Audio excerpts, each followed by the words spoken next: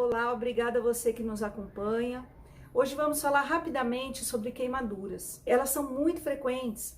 Segundo a Sociedade Brasileira de Queimaduras, até os 14 anos é a quarta causa de internação. A maior parte das queimaduras ocorrem com crianças, em casa e na presença de um adulto. Então, por isso, sugiro a todos que têm criança em casa que acessem um site chamado criançasegura.org. Porque nós que cuidamos de crianças, nós sabemos que uma vacilada, um descuido, a criança já se coloca em risco. Então, a gente deve ter uma casa que seja segura, que seja tranquila para a criança se movimentar. A gente, por exemplo, deve ter muito cuidado. Quando nós colocamos uma panela com água quente, sempre deve ser colocado nas bocas traseiras do fogão. Porque mesmo nós, um esbarrão pode virar aquilo. É muito comum a gente se queimar em casa. Então, por isso, eu vou falar rapidamente sobre queimaduras domésticas. Nós temos vários tipos de queimaduras elétricas, as queimaduras por agentes químicos, mas nós vamos falar pela queimadura por agente de calor, que é essa mais frequente que a gente tem em casa, tá? Primeiramente, a gente tem que entender que se a queimadura foi feita por um agente quente, a gente quer resfriar. Então, vamos pegar aí, colocar a mão, por exemplo, que foi queimada, numa água corrente fria.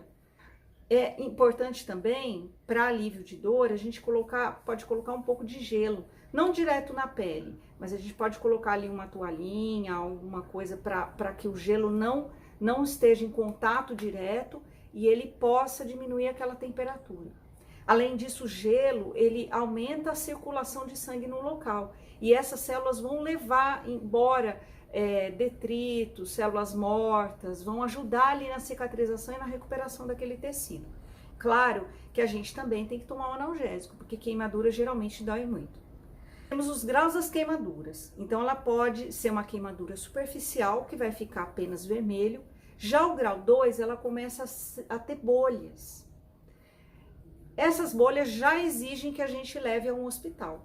Muitas vezes os cirurgiões plásticos vão querer retirar aquelas bolhas, que nós chamamos de flictenas, fazer um debridamento daquele tecido.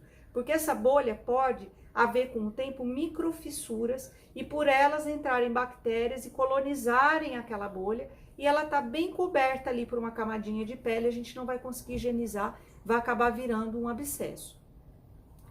Agora, se a queimadura for superficial, a gente vai fazer uma higiene boa naquela região, com soro de preferência, se não tiver uma água corrente, e colocar uma pomadinha e um curativo. Aquilo já é suficiente para a maioria das queimaduras se curarem.